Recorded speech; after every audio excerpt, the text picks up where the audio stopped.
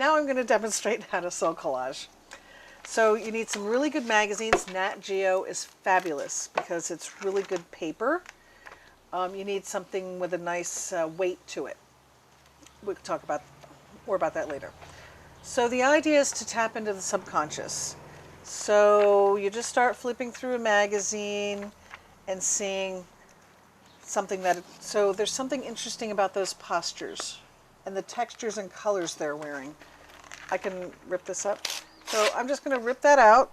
No reading the articles.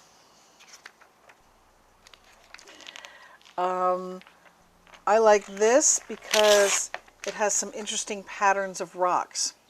So the idea is to have a background, have some background images, and then objects.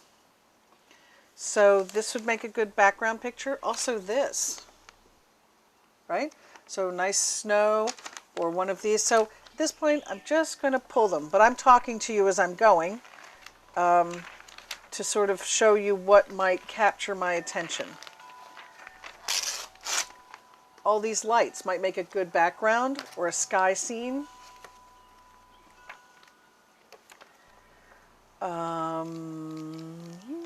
So I can have an intention in mind about what I'm making the card about or not. So the theme for today could be the G in grace, gratitude. So let's say today is Gratitude Day. So I could have that in mind. So I'm seeing this very powerful fist. So things that might come to me are prayer, gratitude. It can be metaphorical. It doesn't have to be exact. So it doesn't have to be praying hands. Maybe this has some appeal because this is kind of a rough house. So maybe that makes me feel gratitude for all that I do have. So you don't want to really think about it too much. Just really go for different textures, different colors, backgrounds, objects. So this has appealed to me, this dancing statue. And then look what's on the other side. Don't forget the back side. Here are these women in some sort of water ritual. I don't know. I'm liking it. So obviously I'm not going to use all of them, but boy, could I use them next time maybe, right? Okay, so now I'm going to move to cutting. So we're going to be using a 5x7 card. So this obviously cannot be a full subject, or it could be, but it wouldn't be very interactive. You're looking to collage, not just replicate a picture. So I might want to cut this down to just that single man in the front. So I'm going to do that, but I'm not going to bore you with all the details of that. But what you can do is kind of rough do it, although now look what just happened. I kind of like the guy facing front and the guy facing backwards. There's something happening in that interaction. I like it maybe on this snow scene, or maybe there's a lot of emotion going on. Water, there's some light. Although they're kind of city fashion folks, maybe these lights will kind of, so what I'm going to do is cut this off. And actually, something else, this I can do. When you rip, you get a whole different feel to the image. If you start getting away from straight lines. And so some people, I can hear you cringing through the camera already. Tearing, cutting. I'm really going to invite you to really have fun and be creative and let go of your inner art critic. And I could have multiple backgrounds. So I haven't decided. Oh, now look at that. I didn't see the back side of that before.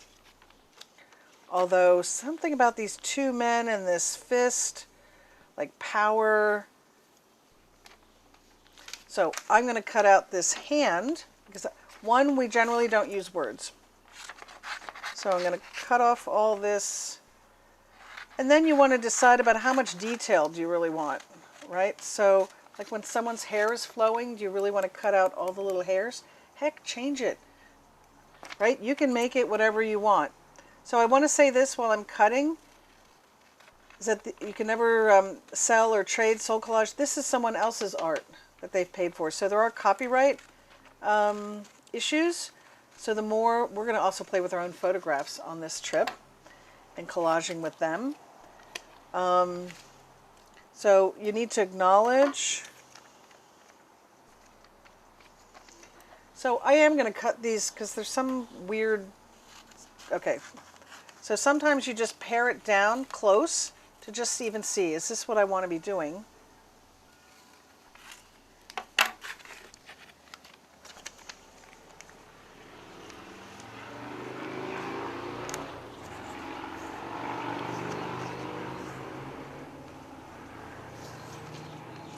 And sometimes in Soul Collage, just as to get everyone activated and get the juices flowing, we say, okay, you get 3 images in 3 minutes. So I'm just going to stop right there. I'm going to do it. So I'm not going to glue for you, but let's say this is my rough idea of what I want to do. So obviously it's not meeting the page. So I could do something else like that. Doesn't feel quite complete, but works for now, just to give you an idea. So that's the idea. So let's say I glue all that together, and that's my card, right? So imagine it's on the card size. So the next step is describing. Oh, I'm sorry. Describing. So I see 2 men, one facing forward, one backwards, sort of like at a fashion show. And this fist wants to open and relax, and this feels very staged. So it has this, and the bright lights of the city, and yet this relaxing water around. So sometimes describing what the images are then leads to what's the story, what's the message. So the idea is that this is my subconscious speaking to me. And what we use in Soul Collage is the phrase, I am the one who, which it took me a while to kind of get a feel for that. This is an aspect of myself. So I am the one who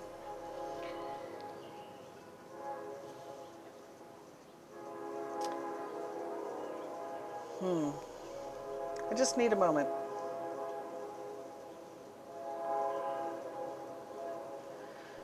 I'm the one who feels the power of the city and commerce and being something, not always being true to myself. And I want to open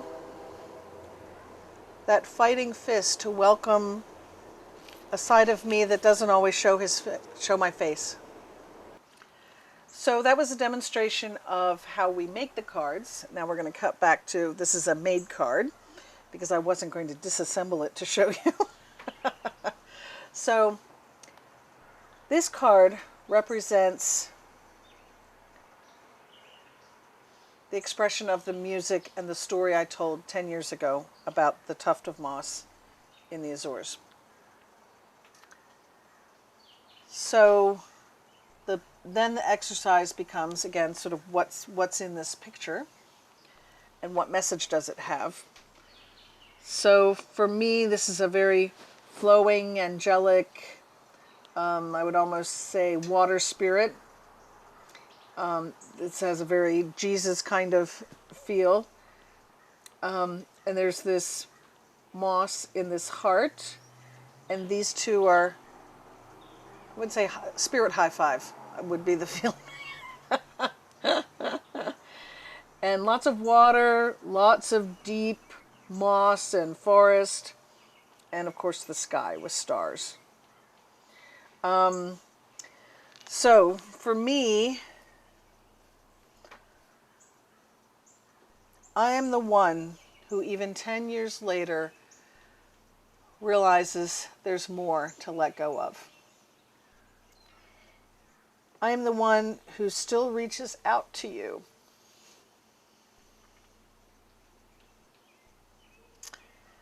With forgiveness.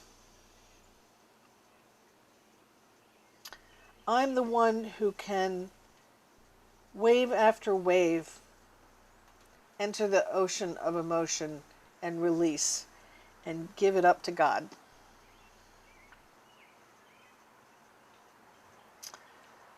I am the one who honors my heart, whether it's made of moss or anything else, on all of my spiritual journeys. I am the one who is grateful for spirit that guides me through these fantastic experiences, particularly out in nature, that help me come to balance in my life. So I want to share another card. This I made on my birthday this year, and it was our first practice with Robert and myself, Robert playing the music. And these were my two friends at my birthday party, not them exactly. And I am a mermaid, and it's my very vulnerable little girl self. And so this is my birthday card. And what it also became was a vision card for this whole project with Robert. So what I feel is that this is Robert making magical spiritual music, my two friends supporting me because they're the first ones to try this out. So Robert played music by speakerphone while we made cards celebrating, each of us celebrating our best birthdays in our life. And so for me, it was this one I just had, because I was sharing it with two best friends who were helping me celebrate this process that I'm birthing with Robert, this retreat and this artistic creative process. And so not only is it my birthday card, but it's celebrating friendship, collaboration,